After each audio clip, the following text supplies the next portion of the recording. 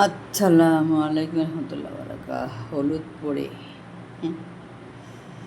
ডাইনিংয়ের অবস্থা কি মেয়েদের।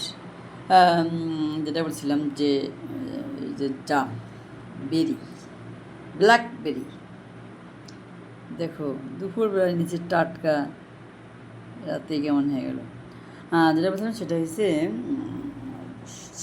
78-79 সন থেকে একদম 89 সন পর্যন্ত বরিশালে এসেছিল আমাদের মাতুলালে অনেক জাম খেয়েছি। তারপর থেকে আর জামের সাথে সাক্ষা ছিল না। দ্যাট মিনস 2017 পর্যন্ত। তারপর কন্টিনিউ প্রত্যেক বছরই ইনশাল্লাহ শহরে আসার পর, মানে 93 সনের পর থেকে ছিলাম যে জায়গা, সেই জায়গা তো ঠাডা কাউরিলা ছিল, সবই ছিল না তো কখনই আফসোস ছিল না। কারণ দেখছি কি যে আমি খাওয়ার প্রতি সবসময় দুর্বল, কখনই খাওয়ার প্রতি লালাইতো না। তো কর্ম না করতে পারলে আমার মাথা পাগল হয়ে যেত।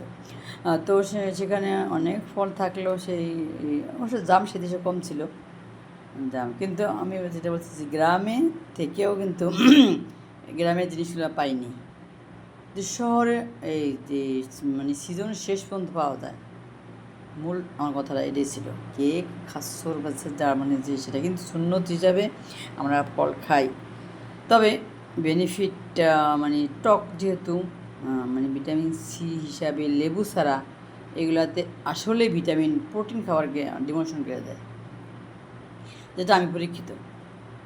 এত মানে ডিমের প্রোটিনের কাজ হয় না আমার। এই যে লিচু, এই যে লটকন, না জাম আজকে এনেছি, অল্প এনেছি এই জন্য যে জাম সুন্নত হিসাবে সিজনের ফল খাবো, কিন্তু আম, কাঁঠাল এগুলো ভিটামিন বি, এগুলো খাওয়া প্রযোজ্য।